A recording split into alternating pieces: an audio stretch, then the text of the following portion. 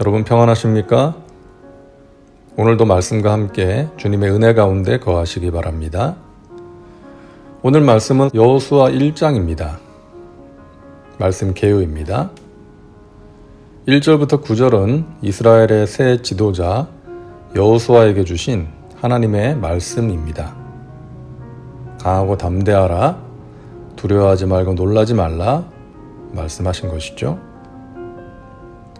10절부터 15절은 가나안을 정복하라는 하나님의 명령을 받은 여호수아가 백성들에게 가나안 정복을 위한 준비에 착수하도록 지시하는 장면입니다. 그리고 16절부터 18절은 이스라엘 백성들이 모세에게 그랬듯이 여호수아에게 전적으로 순종할 것을 맹세하면서 강하고 담대할 것을 기원하는 내용입니다. 말씀 묵상입니다. 오늘 말씀은 이스라엘의 새 지도자로 세워진 여호수아에게 주신 하나님의 말씀입니다. 그 당시 여호수아의 마음이 어땠을까요? 이제 자신이 위대한 지도자였던 모세의 뒤를 이어서 이스라엘 백성들을 이끌고 가나안 정복의 대업을 수행해야 하는 것입니다. 여호수아는 누구보다 모세를 가까이에서 보았던 사람 아닙니까?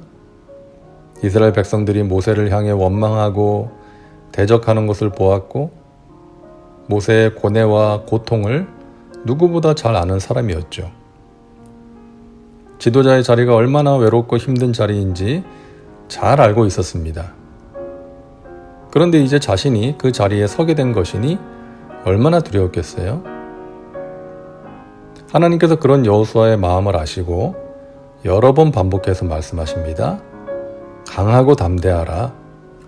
두려워하지 말라. 6절과 7절 그리고 9절에서 말씀하시죠.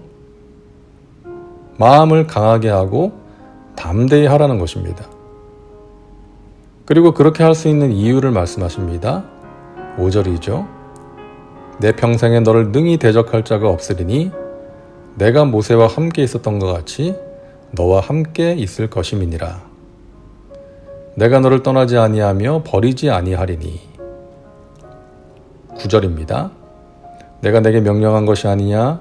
강하고 담대하라. 두려워하지 말며 놀라지 말라. 내가 어디로 가든지 내 하나님 야훼가 너와 함께 하느니라 하시니라. 여호수아가 가졌을 두려움에 대한 하나님의 처방은 무엇입니까? 함께 하시겠다는 거예요.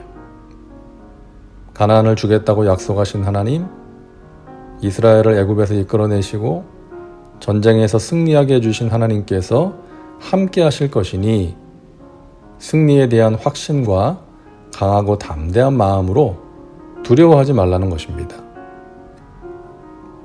사실 예전에 모세도 두려워했죠. 하나님께서 모세를 부르셔서 내 백성을 구해내라고 하시니까 모세가 어떻게 반응했습니까? 제가 누구라고 그런 일을 하겠습니까? 백성들이 나를 믿지 않을 겁니다. 저는 말을 잘 못합니다. 보낼 만한 자를 보내시죠.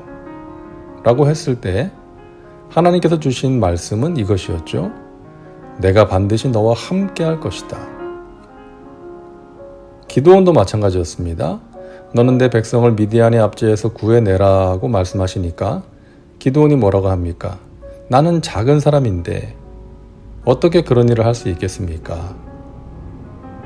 그때 하나님께서 기드온에게 주신 말씀도 같은 말씀이었죠.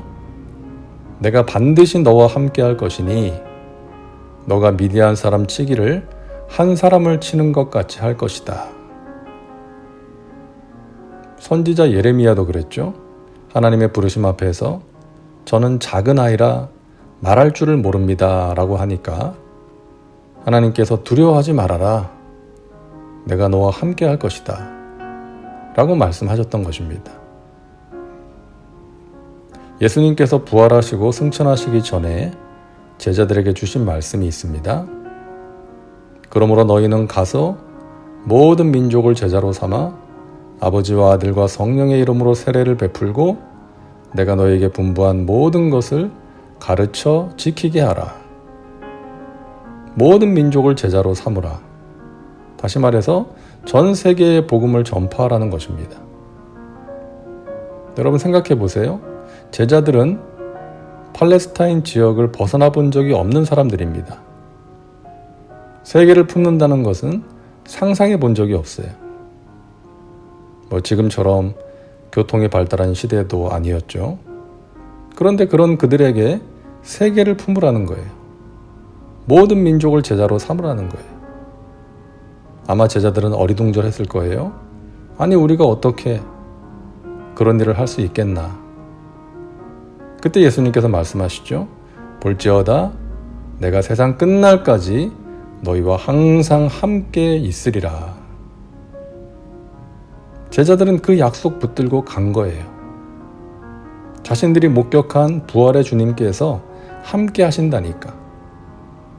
죽음을 이기시고 부활하신 주님이 함께 하시기에 능치 못함이 없다는 믿음으로 두려움을 이겨냈던 것이죠. 이처럼 두려움에 대한 하나님의 처방은 다른 것이 아니었습니다.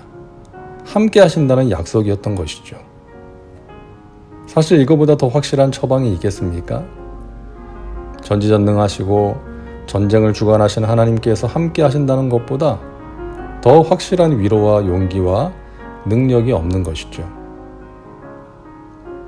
여러분, 인간에게 있어서 무엇이 불행이고 저주인가요? 최초의 인간 아담이 보여줍니다. 아담이 처음에는 하나님과 대화하면서 하나님이 창조하신 동물의 이름도 짓고 너무나 아름다운 모습으로 살았죠. 그런데 하나님께 불순종하고 나서 어떻게 됩니까? 하나님의 낯을 피하여 숨는 거예요. 하나님께서 말씀하시는데 그 음성을 듣고 두려워합니다. 한마디로 하나님과의 관계가 깨어진 것이죠. 이것이 인간의 타락이고 저주이고 불행입니다. 땀을 흘려야만 먹고 살 수 있게 된 것이 불행이 아니라 에덴 동산에서 쫓겨난 것이 불행이 아니라 하나님과의 관계가 깨어진 것이 불행인 것입니다.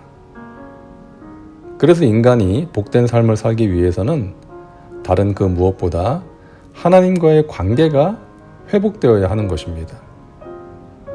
하나님과의 친밀한 동행이 필요한 것이죠. 하나님께서 우리와 함께 하시겠다고 말씀하십니다. 하나님만 함께 하시면 안 되죠. 우리도 그 하나님과 함께 해야죠.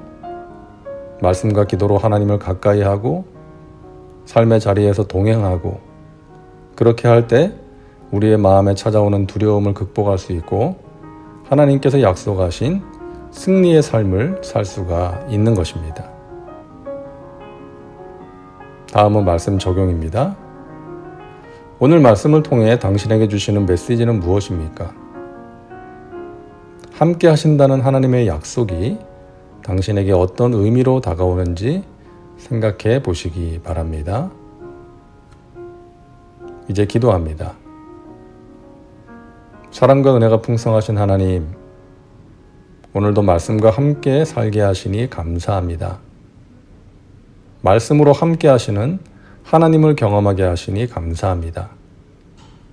우리와 함께 하신다는 약속의 말씀을 붙들므로 마음을 강하게 하고 담대히 하여 두려움을 이기게 하여 주옵소서. 혼란의 시대, 불안의 시대에 하나님과 함께 살아감으로 하나님께서 베푸시는 은혜로 복된 삶을 살게 하여 주시옵소서. 예수님의 이름으로 기도하옵나이다. 아멘. 오늘도 말씀과 함께 은혜 가운데 거하시기 바랍니다. 여러분 사랑하고 축복합니다.